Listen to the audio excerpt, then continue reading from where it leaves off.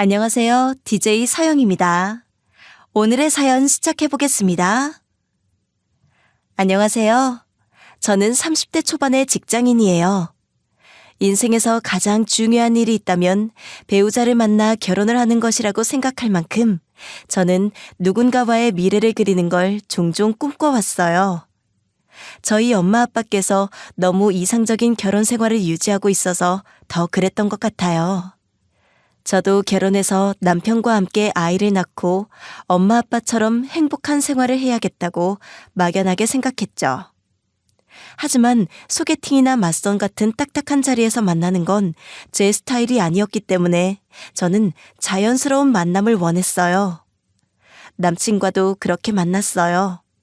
저는 남친과 같은 대학교였거든요. 제가 4학년 졸업반이 되었을 무렵에 남친이 복학생으로 들어왔어요. 남친은 2학년이었고 저는 4학년이었지만 나이는 같았던 거죠. 교양 수업을 듣는데 조별 과제를 남친과 함께 하게 되면서 인연이 됐어요. 그와 같은 과가 아니라서 그때 처음 얼굴이며 성격을 알게 된 거죠.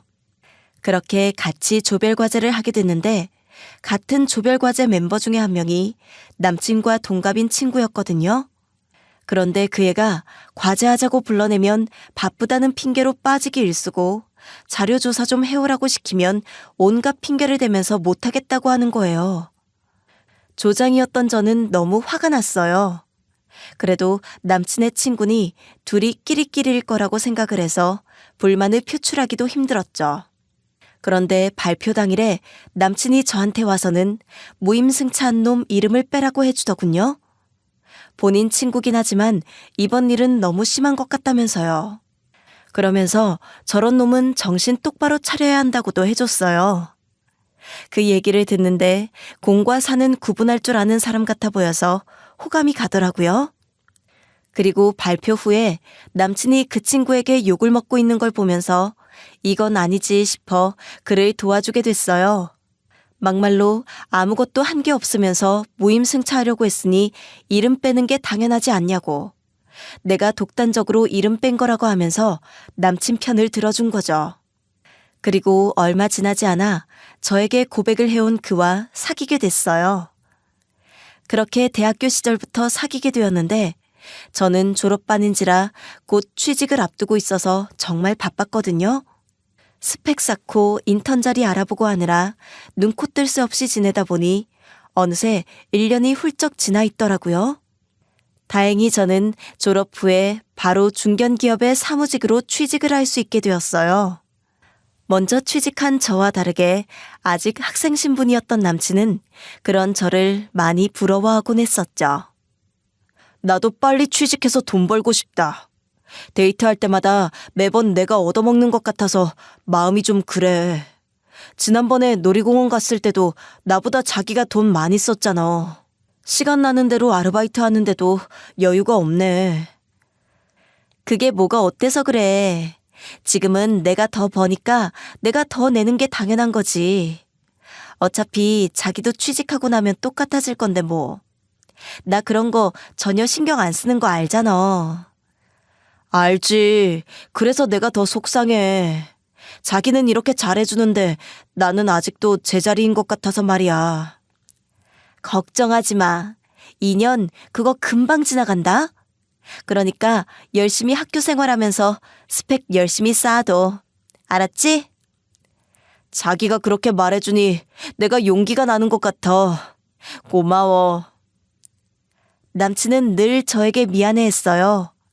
월급을 받는 저와 달리 남친은 주말에만 편의점 아르바이트를 했는데 그러다 보니 제가 데이트 비용을 많이 내는 게 당연해졌거든요. 저는 더 많이 버는 쪽이 더 내는 거라 생각해서 아무렇지도 않았는데 남친은 아무래도 본인이 남자니 얻어먹는 거에 대해 자존심을 상해하는 것 같더라고요.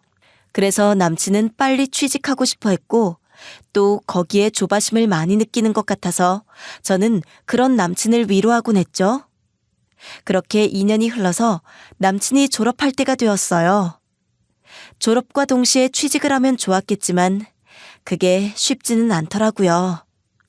결론적으로 말하면 남친은 작은 기업에 영업직으로 취직을 하긴 했어요.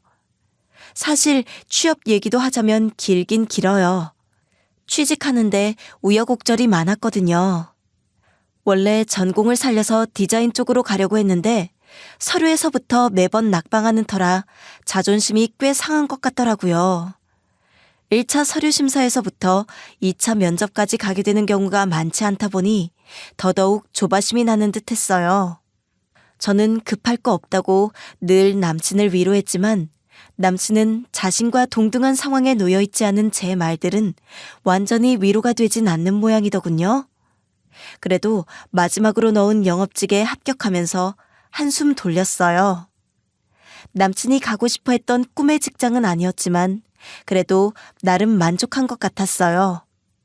마지막에 마지막까지 보류했던 회사라 그런지 만족도가 크게 높진 않았어도 일단 돈을 번다는 것에 기뻐하더라고요. 그렇게 1년 정도 흘렀을까요? 어느 날 남친이 제게 집에 인사하러 올 수 있냐고 묻더군요. 아직 결혼 생각은 없었던 터라 갑작스러운 남친의 제안이 부담스러웠어요. 아직 우리 결혼할 것도 아닌데 벌써 인사 가는 건 좀 그렇지 않아? 무슨 소리야. 너랑 나 취직도 했는데 곧 결혼하는 건 당연한 거 아니야? 아, 내가 설마 프로포즈 안 해서 그래? 자기 설마 나 말고 다른 사람이랑 결혼하려는 건 아니지? 에이, 무슨 말도 안 되는 소릴. 결혼을 하게 되면 무조건 자기랑 하겠지만 그래도 난 아직 우리는 좀 이른 것 같아. 자기 취직한 지 얼마 안 되기도 했고 나도 더 열심히 일해서 승진한 뒤에 하고 싶거든. 그런 자리 아니니까 부담 갖지 말고 그냥 와. 내가 하도 자기 자랑을 하니까 우리 엄마가 궁금하신가 봐. 지난번부터 나를 들들 볶아대는데 도저히 안 되겠더라니까. 우리 엄마 하고 싶은 건 꼭 해야 하는 사람이라서 나 자기 소개시켜주기 전까지 괴롭히실 것 같다니까. 남친은 어머님께서 저를 매우 보고 싶어 한다면서 자꾸만 집에 인사드리러 오라고 했어요. 부담스럽긴 했지만 그냥 편한 마음으로 오라고. 오래 사귄 여자친구니 인사드려도 되지 않느냐는 말에 마음이 흔들리더군요. 사귄 지 오래되기도 했으니 부모님을 한번 만나봐야 하나 싶기도 했고요. 무엇보다 남친은 저희 집에 먼저 인사를 온 터라 제가 무작정 거절하기도 그렇더라고요. 그렇게 예비시댁에 인사를 드리러 가게 됐죠. 엄청 긴장을 한 것과는 다르게 어머님과 아버님은 저를 아주 따스하게 맞이해 주셨어요. 어머님은 아침부터 준비하셨다면서 제가 좋아하는 음식들을 미리 남친에게 물어 장만하셨더라고요. 그 마음이 너무 감사해서 정말 맛있게 먹었던 것 같아요. 식사를 마치고 나니 어머님은 차까지 내와주셨어요. 감사한 마음에 제가 설거지라도 하려고 팔을 걷어붙였는데 아들 시키면 된다면서 귀한 손님으로 왔는데 어떻게 일을 시키냐며 두라고 하시더라고요. 어머님이 제게 잘해주시는 모습을 보니까 제가 어머님 마음에 든 것 같아서 기분이 좋고 뿌듯했어요. 아니나 다를까 어머님도 제게 마음을 여신 것 같더라고요. 오늘 정말 감사드려요. 덕분에 맛있는 밥 잘 먹었어요. 자취생활해서 그런지 집밥 해먹기가 어렵더라고요. 자취생활하는 거 보통 어려운 일이 아닌데 직장도 다니고 집안 살림도 해야 하니 바쁘겠네. 집밥 먹고 싶으면 종종 들러. 내가 맛있는 밥 해줄 테니까. 아니에요. 그래도 엄마가 집에 자주 들르셔서 반찬도 해다 주시고 저도 본가에 자주 가기도 하고 그래요. 제가 무작정 신세를 질 순 없죠. 신세라니. 곧 며느리 될 건데 무슨. 그렇지 않아도 우리 주원이가 만나는 아가씨가 있다고 하길래 내가 얼굴 한번 보자고 마구 졸랐어. 그런데 이렇게 보니 너무 좋네. 둘이 사귄 지 이제 4년째라며? 오래 사귀었으니 이제 슬슬 결혼해도 될 법한데. 엄마는 무슨 결혼은 결혼이야. 그 얘기 안 꺼내기로 하고 데려온 거였잖아. 괜히 부담 주지 마. 얘는 부담은 무슨? 너희처럼 오래 만났으면 이제 결혼 얘기 나오는 게 당연한 거지. 결혼이라는 게 막 거창하게 하는 게 아니야. 서로 마음의 준비가 됐고 가정을 꾸릴 수 있는 나이가 됐으면 하는 거지. 어머님은 결혼 이야기를 먼저 꺼내시더군요. 연애 기간도 오래됐으니 이제 그만 결혼하는 게 어떻겠냐는 말에 바로 답을 못하겠더라고요. 그래도 어머님 말씀이 맞는 것 같기도 해서 잠자코 들었어요. 그렇게 인사를 드리고 시댁을 나오자 남친이 제 앞에서 쩔쩔매면서 자기가 결혼 얘기하지 말라고 했는데 기어코 했다. 많이 부담스러웠겠다며 미안하다고 사과를 했어요. 그래서 제가 남친에게 물었죠.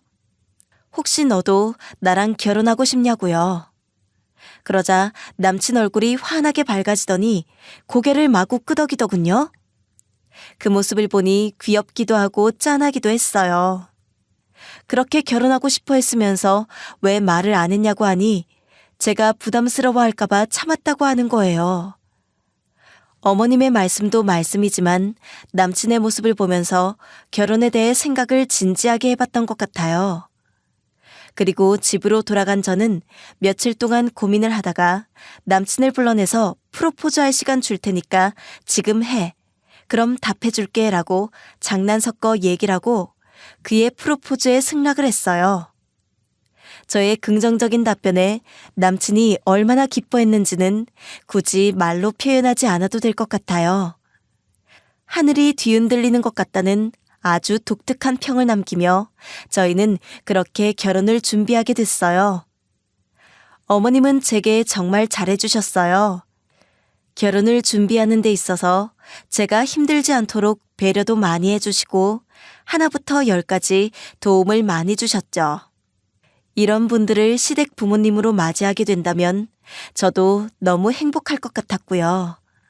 그렇게 순탄하게 결혼까지 가나 했는데 갑작스런 일이 생겼어요. 남친이 갑자기 해외 파견을 발령받게 된 거예요.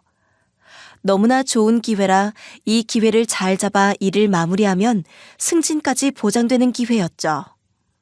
하지만 남친은 해외 파견을 가지 않겠다고 고집을 부렸어요. 순전히 제가 이유였죠. 너 바보야? 이 기회 놓치면 진짜 아무것도 아닌 거야. 이렇게 좋은 기회가 왔는데 나 때문에 그걸 포기한다고? 그럼 내가 마음이 편할 것 같아? 그럼 어떡해. 우리 결혼하기로 했는데 나 파견 나가면 언제 돌아올지도 모르는 거 너도 잘 알잖아. 보통 1, 2년 안에 돌아온다며. 그 정도는 충분히 기다릴 수 있어. 그리고 지금 자기 기회가 더 중요하지 우리 결혼이 더 중요해? 우선순위 잘 파악해. 우리 나이가 많은 것도 아닌데 좀 늦추면 어때? 결혼한다고 양가의 인사도 다 드린 상태인데. 사실 엄마는 너랑 결혼하고 파견 나가는 게 어떻겠냐고 하셨거든. 근데 내가 아무리 생각해도 그건 아닌 것 같아서 말이야. 파견 앞두고 결혼 준비를 어떻게 해? 결혼 준비가 생각보다 할 것도 많고 시간도 많이 잡아먹어. 그러지 말고 우리 결혼 1년만 늦추자. 응? 걱정하지 말고 잘 다녀와. 나 어디 도망 안 가고 여기 딱 붙어 있을게. 저는 불안해하는 남친을 진정시켜줬어요. 남친은 제가 금방이라도 어디 도망갈 것 같은지 해외로 출국하는 공항 안에서도 제 손을 놓지 못하더군요. 그렇게 남친을 보내고 나서 한동안 저도 많이 외로웠어요. 대학 다닐 때부터 졸업하고 취직한 순간까지 늘 한시도 떨어지지 않고 붙어있던 우리 둘이었는데 멀어지게 되니 참 씁쓸하더라고요. 그래도 슬퍼만 하고 있을 순 없었죠. 열심히 직장 생활하고 스스로 발전하기 위해 노력하다 보면 남친도 돌아오고 행복한 날이 올 것 같더라고요. 여가 시간에는 그동안 많이 만나지 못했던 친구들도 만나면서 시간을 보냈던 것 같아요.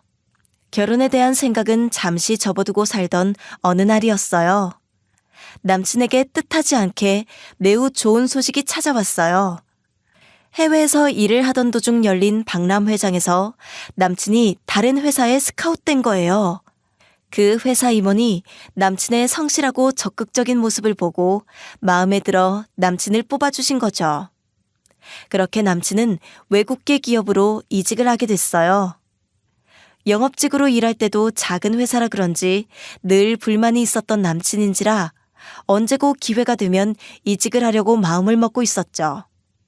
그러니 얼마나 좋았겠어요. 그리고 더욱 운 좋게도 한국지사로 발령받아서 귀국까지 하게 됐죠. 모든 일이 일사천리로 진행이 되어서인지 이게 현실인지 꿈인지 구분이 안 될 정도더라고요. 그렇게 원래 계획했던 해외살이를 1년도 하지 않고 남친은 귀국했고 그 때문에 저는 너무나 기뻐했죠. 남친의 어머님도 매우 기뻐하셨어요. 저 같아도 좋은 직장으로 이직도 하고 한국으로 돌아온 남친이 자랑스러웠을 거예요.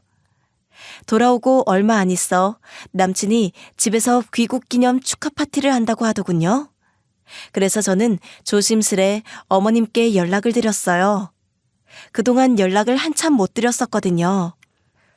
어머님 너무 축하드려요. 많이 기쁘시죠? 저도 주원 씨가 잘 될 줄 알고 있었어요. 이게 다 어머님 덕이에요. 뭐, 나도 그렇게 생각은 한다. 생각해봐라. 외국계 기업으로 이직하는 게 어디 쉬운 일이니? 우리 아들 정도 되니까 이 정도 되는 거 아니냐. 사람이 기회를 기다리기만 해서는 안 된다 하더라. 우리 아들처럼 낚아채야지. 그러니까요.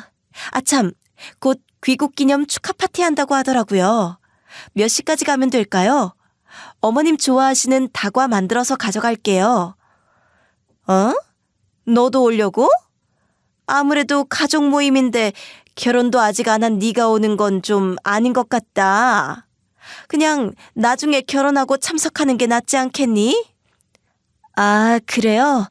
저는 어머님 안 뵌 지 오래된 것 같아서 같이 가서 인사도 드릴 겸 축하도 하려고 했는데 제가 생각이 짧았나 봐요.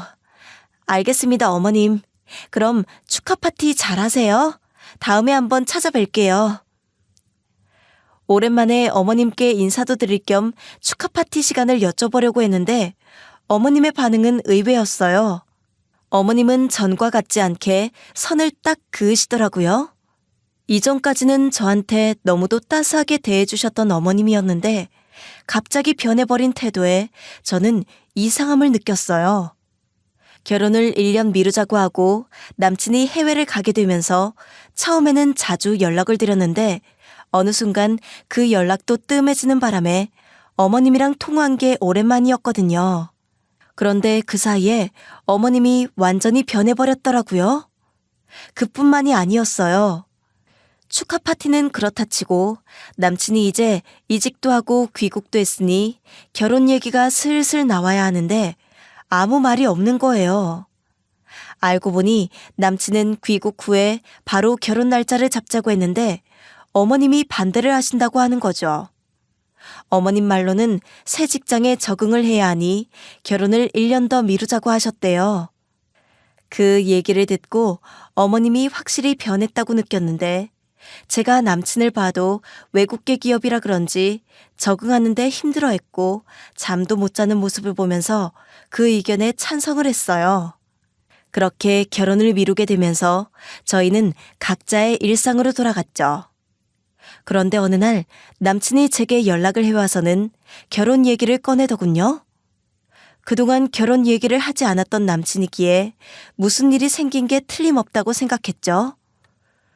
우리 결혼 미루기로 한 거 아니었어?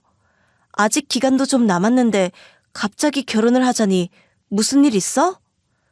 나도 염치가 있어야지. 너한테 계속 기다려달라고 어떻게 말하겠냐? 사실 얼마 전에 어머님한테서 전화가 왔어. 시간만 자꾸 늦추지 말고 결혼할 생각 있으면 서둘러서 해야 되지 않겠냐고 하는데 너무 죄송하더라. 엄마는 또 괜한 전화를 하셨네. 그것 때문에 나랑 결혼하자고 하는 거야? 그런 거면 관둬. 나도 급할 거 없으니까. 그렇지 않아도 자기 요즘 일하는 거 보면 힘들어 보여. 괜찮아. 이제 슬슬 적응도 되고 했으니 결혼하자. 일단 상견례 날짜부터 잡자. 괜찮은 날짜 물어보고 나한테 알려줘. 나도 맞춰볼 테니까. 역시나 남친은 엄마의 전화를 받고서 양심의 가책을 느껴 결혼을 하자고 하는 거였어요.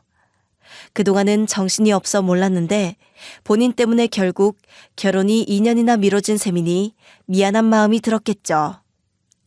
엄마 전화를 받고서야 그런 생각을 했다는 게 마음에 들지 않았지만 이제라도 잘못을 깨닫고 결혼하자고 하는 남친이 나쁘지 않았어요.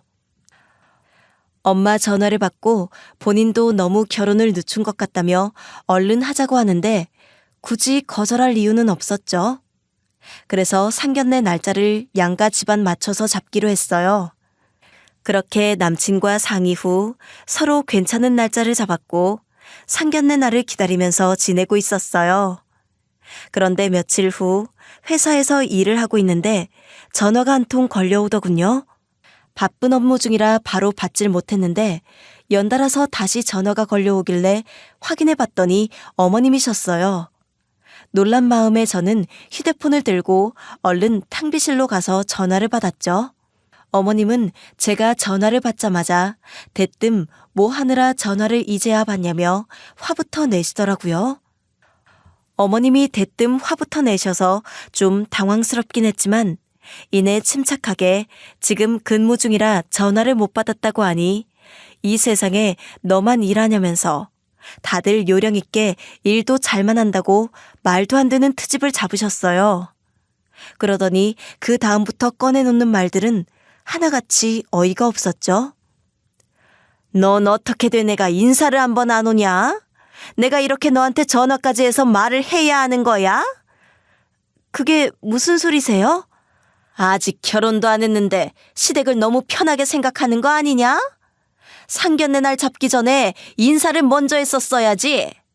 그렇지 않아도 주원이가 언제가 괜찮냐고 묻길래 나는 네 얼굴이라도 보여주면서 얘기하는 줄 알았다. 제가 전에 인사드렸었잖아요, 어머님. 그래서 저는 상견례 때 다시 뵈면 될 거라고 생각했어요. 말도 안 되는 소리. 내가 너를 안 본 지 1년이 넘었는데 네 얼굴이 그때랑 똑같은지 살은 더 쪘는지 아닌지 그런 걸 체크해봐야 할 거 아니냐. 당연히 인사를 왔었어야지. 진짜 어이가 없었어요. 그러니까 어머님이 트집을 잡으시는 이유는 제가 얼굴이 그 사이에 변했을까 봐라는 거예요. 제가 어떻게 변했는지 모르겠다면서 사람을 묘하게 살살 긁어대는데 정말이지 황당하기도 하고 화가 나기도 하고 아무튼 기분이 별로더라고요. 제 외모가 변한 게 없긴 하지만 설령 좀 변했다고 한들 그걸 어머님한테 보여드리고 허락을 맡아야 하는 부분인지 의문도 들었고요. 이미 남친과 제가 서로 사랑해서 결혼할 마음인데 거기서 제 외모 변화가 뭐가 그렇게 중요할까요? 전 어머님이 이상한 트집을 잡아대는 거라고밖에 생각이 안 들었죠. 그리고 어머님이 그런 말도 안 되는 소리를 하시니까 옆에서 듣고 있던 남친이 그러지 말라고 말리는 소리가 들렸어요. 그러나 어머님은 아랑곳 않고 저에게 묻고 싶은 것들을 재차 되물으시더군요. 왜 대답이 없냐면서 혹시 얼굴에 손이라도 된 거 아니냐는 무례한 말까지 하셨죠. 하지만 남친은 그런 어머님을 한두 번 더 말릴 뿐 더 이상 말을 못 붙이는 것 같더라고요. 저는 곤란한 상황에서 저를 도와주지 않는 남친에게 기분이 나빴어요. 본인 선에서 적당히 걸러줬으면 어머님이 이렇게 저한테 전화까지 하실 일은 없을 것 같았거든요. 계속 대답을 재촉하시는 어머님 때문에 저는 짧게 한숨을 내쉬고는 답했죠. 어머님, 저 변한 거 하나도 없어요. 살도 더 찌지 않았고 얼굴도 그대로예요. 그래? 변한 게 하나도 없다 이거지? 내가 우리 아들 말만 믿을 수가 없어서 전화했으니 이런 말에 기분 나빠하지 마라. 그럼 한 가지 더 묻자. 월급도 그대로냐? 말해봐. 그때랑 지금이랑 월급도 그대로냐고 묻잖냐? 월급이요? 갑자기 월급은 왜요? 네가 다른 거 다 그대로라고 하니까 월급도 그대로인가 싶어서 물어보는 거다. 그러니까 솔직하게 말해라. 제가 변한 거 없이 그대로라고 하자 어머님은 월급까지 물어보시더군요. 저는 어머님의 말에서 석연치 않음을 느꼈어요. 왜 사람들이 중요한 말들은 꼭 뒤에다 두는 버릇이 있잖아요? 외모며 몸매며 이것저것 얘기를 하시긴 했지만 어머님이 가장 묻고 싶었던 건 월급이 아닐까 하는 생각이었죠. 저는 솔직하게 말하려다가 잠시 생각을 고르고 월급도 그대로라고 답했어요. 그러자 어머님이 피식 웃는 소리가 들리더라고요. 온몸에 소름이 돋을 정도로 기분이 나빴지만 그냥 참았어요. 여기서 화를 냈다간 저희 부모님 얼굴에 먹칠하는 것 같아서였죠. 어머님은 본인이 듣고 싶은 대답을 들었는지 알았다고 짧게 대답하시곤 전화를 끊으셨어요. 그 뒤로 제가 시댁에 찾아갔냐고요? 천만에요. 저는 당연히 시댁에 찾아가지 않았죠. 저한테 모욕적인 언사를 하셨는데 굳이 찾아가서 인사를 드려야 할 필요성을 못 느꼈거든요. 그리고 어차피 곧 상견례니 거기서 만나면 될 일이라고 생각했고요. 그리고 남친이 다음날 저한테 달려와서는 엄마의 무례한 발언들에 대해 미안하다고 대신 사과를 했어요. 마음 같아선 어머님의 말들을 저희 부모님한테 옮기고 싶었는데 그러지 못했어요. 상견례까지 앞둔 상황에서 어머님의 발언에 대해 문제를 삼을 만큼 저는 당시에 용기가 있지 못했죠. 그리고 결혼할 사람은 남친이니 그 사람만 제게 변함없이 잘해주면 될 일이라고 생각했죠. 그래도 어머님에 대해 궁금해서 남친에게 물어봤어요. 내가 인사하러 안 갔다고 어머님 화나셨어? 솔직히 어머님이 왜 그러시는지 난 진짜 모르겠어. 그동안은 나한테 엄청 잘해주셨잖아. 그러니까 더더욱 혼란스러워. 그날 내게 하신 말씀들 자기도 기억나지? 맞아. 엄마가 그날은 왜 그랬는지 모르겠어. 아무래도 자식 결혼 앞두고 신경이 예민해져서 그러신 것 같아. 그러니까 너무 신경 쓰지 마. 자기도 알다시피 우리 엄마는 내가 잘 알잖아. 그럼 우리 결혼해서도 그런 말들은 좀 사양해줬으면 좋겠다고 말씀 좀 드려. 솔직히 나 너무 기분 나빴거든. 월급까지 물어보실 줄은 몰라가지고. 그러게 내가 100번 생각해도 그 일은 엄마가 잘못했어. 그러니까 자기도 화 풀어. 알았지? 남친은 제 심정을 100번 이해한다는 듯 굴었지만 저는 여전히 찝찝함이 남아있는 상태였죠. 그렇게 어머님과의 사이는 말끔히 해소되지 못한 채로 상견례 날짜가 다가왔어요. 상견례 장소에 저희가 먼저 도착해서 앉아 있었는데 어머님이 들어오셨어요. 어머님의 얼굴을 본 저는 깜짝 놀랐어요. 왜냐면 제가 평소에 알고 있었던 어머님의 모습이 아니었거든요. 어머님은 예전에 제가 알던 분이 맞나 싶을 정도로 바뀌어 계시더군요. 전과 달리 분위기도 바뀌고 무엇보다 인상이 굉장히 독하게 바뀌셨더라고요. 사람 얼굴이 하루아침에 저렇게 다른 분위기를 가질 수도 있구나 싶을 정도로요. 그러면서 저를 위아래로 훑어서 보시는데 마치 그전에 저한테 취조하듯 얼굴이나 몸은 바뀐 게 없냐는 질문에 대한 답을 찾으시려는 게 보이더라고요. 그 모습을 보니 괜히 기분이 쎄했어요. 전화통화 목소리에서 느껴졌던 위압감이 이젠 어머님한테 그대로 느껴졌거든요. 무엇보다 어머님은 상견례 장소로 들어오시며 부모님께 가벼운 인사만 건넨 뒤 저희 부모님과 저를 쭉 훑어보셨어요. 그 시선이 마냥 좋지만은 않았죠. 저희 부모님도 어색하셔서 어떻게 반응해야 할지 모르는 얼굴을 하고 계셨고요. 자리에 앉자마자 어머님은 인사 대신 본인이 할 말을 꺼내놓으셨어요. 원래라면 이 자리에 참석도 안 하려고 했건만 그래도 몇 년간 애들이 연애한 기간이 있어 예의라도 지켜야 할 것 같아 나왔습니다. 네? 그게 무슨 말씀이세요, 사돈? 일찍이 애들을 결혼시키려고 했지만 제가 2번, 3번 생각해봐도 이 결혼은 아니지 싶습니다. 그래서 파혼 얘기를 드려야 할 것 같아서 나왔어요. 그렇지 않아도 제가 여러 번 눈치를 줬는데 결국 상견례 날짜를 잡았더라고요. 아무래도 제 아들 발목을 잡을 것 같아서 제가 직접 말씀드리러 나왔어요. 파혼이라니요? 갑자기 파혼을 한다니요? 너무 당황스럽네요. 제가 아무리 생각해봐도 요즘 개나 소나 다 월에 500씩은 버는 것 같거든요. 그런데 제가 250 버는 며느리를 집안에 들이기는 좀 아닌 것 같아서 말이죠. 아시다시피 우리 아들이 이번에 좋은 회사로 이직을 해서 월급이 꽤 되거든요. 그러면서 어머님은 비슷한 급끼리 만나야 하지 않겠냐고 하면서 그래서 파혼하려고 한다고 얘기를 하더군요. 예전에 어머님이 제게 넌지시 월급을 물어봤을 때 제가 250만 원 번다고 얘기를 드린 적이 있었거든요. 그런데 아직 월급이 그대로라고 했더니 제가 250 버는 며느리라고 결정을 내리시고 바로 파혼 얘기를 꺼내신 거예요. 그제야 어머님이 무슨 생각으로 저를 먼저 보자고 하셨는지 알겠더라고요. 본인 아들 급이 올라갔으니 며느리 급도 그만큼 받쳐줘야 한다고 생각하신 모양이죠. 진짜 어이가 없고 기가 막힌 상황이었어요. 이미 이 자리에 오기 전부터 파혼을 생각하고 오셨다는 거잖아요. 그것도 모르고 저희 부모님은 딸내미 결혼시킬 생각으로 즐겁게 오셨던 거고요. 농락당하는 기분이 들더라고요. 옆에 앉아서 그 상황을 보고 있는 남친은 아무 말도 못하고 그저 어머님만 바라보고 있더라고요. 그 모습을 보니 알만했어요.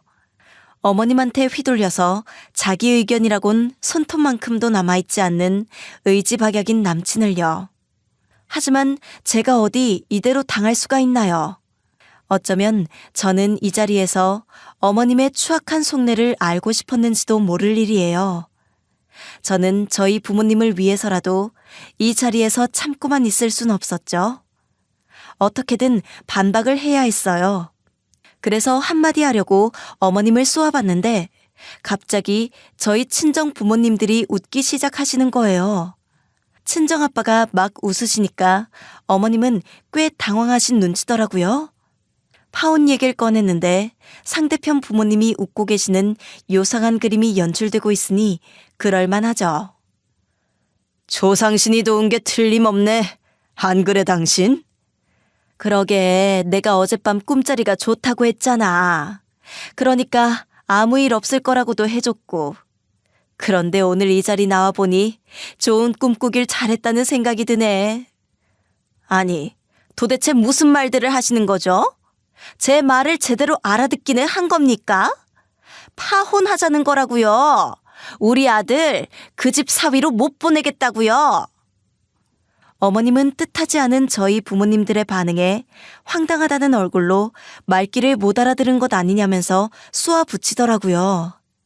그 말을 들은 친정아빠가 그럴 리가 있냐면서 자기 청력엔 전혀 문제가 없다고 말했고요. 그러자 어머님은 더더욱 당황하셨죠.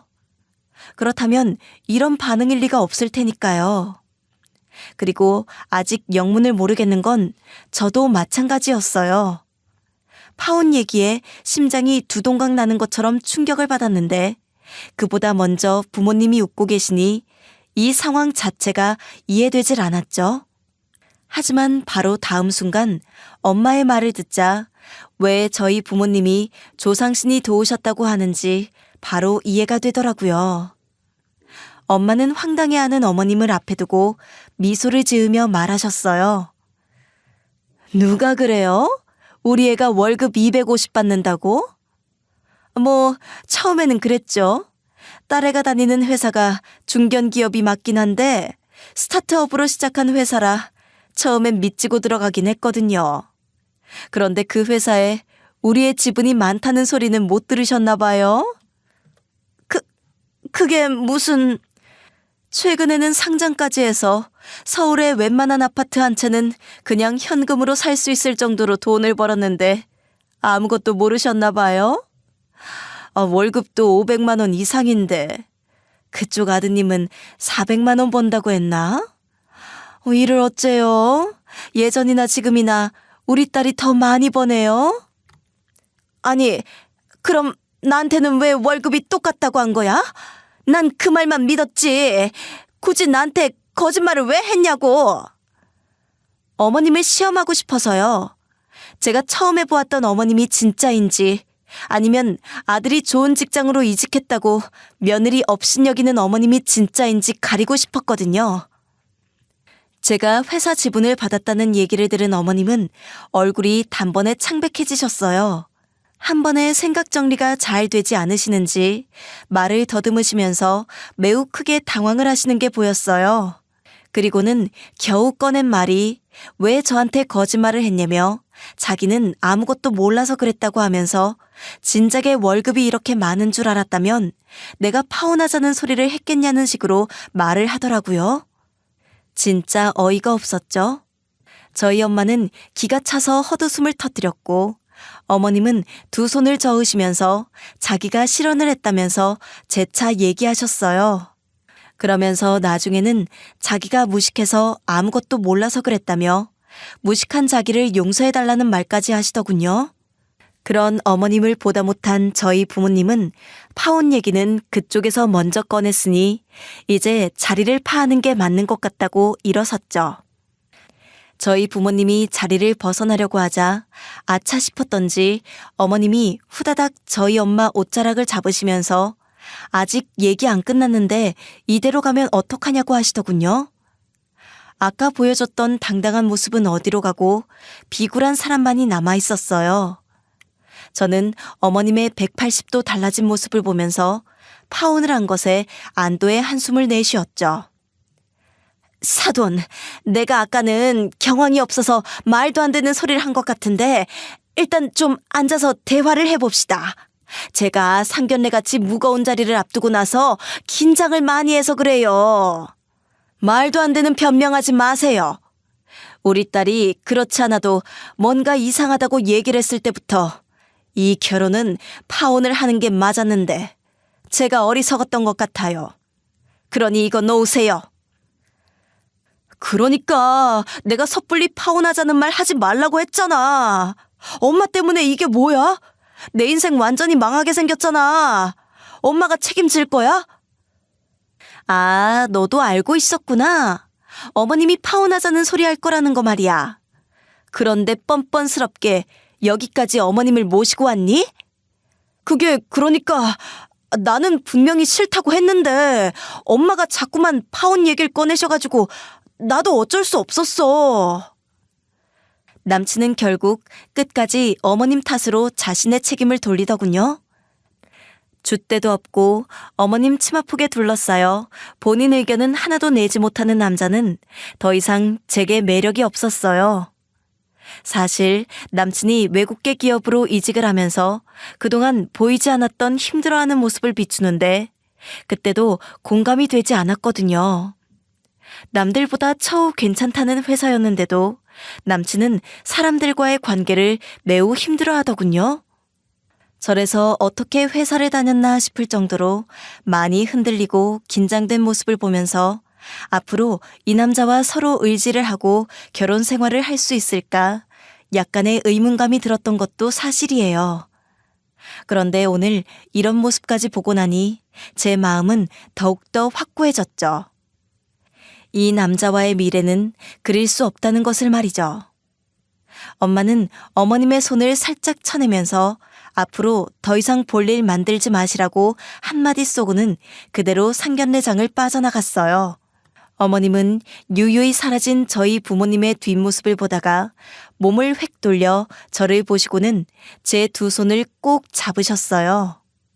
그러면서 저한테 미안하다고 용서를 비셨죠. 저는 망연자실 서 있는 어머님을 향해서 허리를 살짝 숙여 웃으면서 말했죠. 용서 빌 필요 없으세요, 어머님. 월 500 이상 버는 며느리 새로 찾으면 되시죠, 뭐.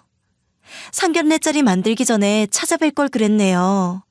미리 갔었으면 이렇게 불필요한 자리를 안 만들어도 됐을 텐데요. 내가 미안하다. 내가 잘못했어. 다신 그딴 소리 하지 않으마. 예전에 우리 잘 지냈잖아. 그때로 돌아가면 안 될까? 저도 어머님이 예전 그대로이신 줄 알았어요. 지금 잠시 예민하신 것뿐이라고요. 그런데 아니더라고요. 어머님이 먼저 파혼 얘기 꺼내주셔서 얼마나 다행인지 몰라요. 제 쪽에선 감사드릴 얘기죠. 저도 부담 없이 이 결혼 접을게요. 그게 무슨 소리냐? 얘야, 안 된다. 제가 할 말을 끝내고 문을 열고 나오자 뒤에서 어머님이 저를 애타게 부르시는 소리가 들렸어요. 그 소리를 무시하고 밖으로 나와 걷는데 기분까지 상쾌해지더라고요. 진작 이렇게 할 것을 괜히 그동안 찝찝함만 안고 있었다는 생각이 들더라고요. 그렇게 밖으로 나와 몇 발자국 걷는데 남친이 헐레벌떡 뛰어와서는 저를 붙잡더군요. 미간이 확 찌푸려진 저는 뒤를 돌아 남친을 바라봤어요. 남친은 두 손을 어떻게 해야 할지 몰라 꾸물대면서 변명을 시작했어요. 본인은 엄마 말 듣고 엄마가 하자는 대로 한 죄밖에 없대요. 파혼은 자기가 원한 게 아니었다고 하더라고요. 애초에 자기는 파혼할 생각이 없었는데 엄마가 파혼하라고 엄청 우겨서 어쩔 수 없이 이 자리에 나왔다고 하더라고요. 본인도 가시방석에 앉은 기분이었다고요. 대체 이 난관을 어떻게 극복해야 하나 고민 중이었다는 말도 덧붙였어요.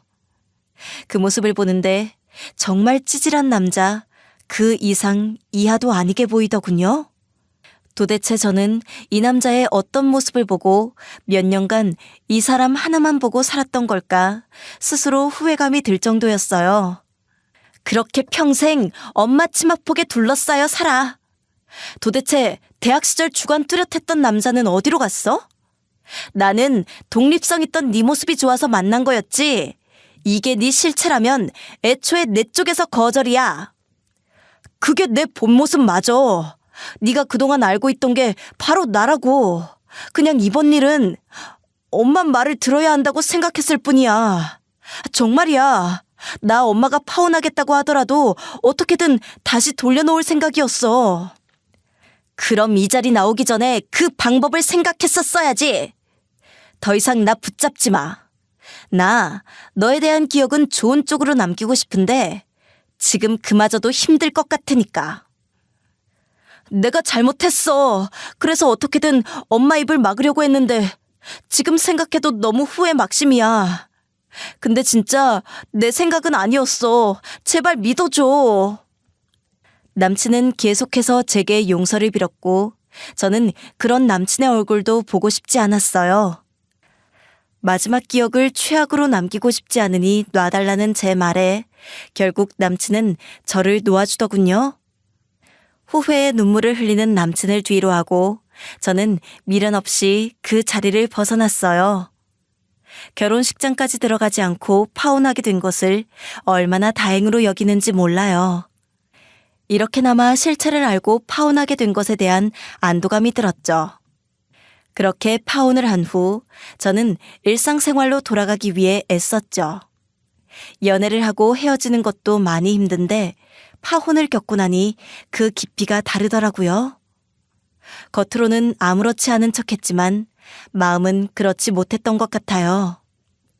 파혼을 한 지 얼마 지나지 않아 친정에 있는데 어머님이 어떻게 알고 찾아오셨더라고요. 현관 앞에 서 계신 어머님은 저희 부모님을 보자마자 사정사정을 하기 시작하셨어요. 상견례 자리에서 식사 비용을 아빠가 계산하셨거든요.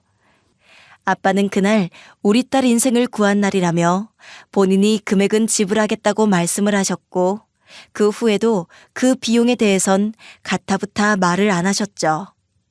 그런데 어머님은 그걸 알고 그 돈을 갚아야겠다면서 그걸 핑계로 친정에 찾아오신 거였어요.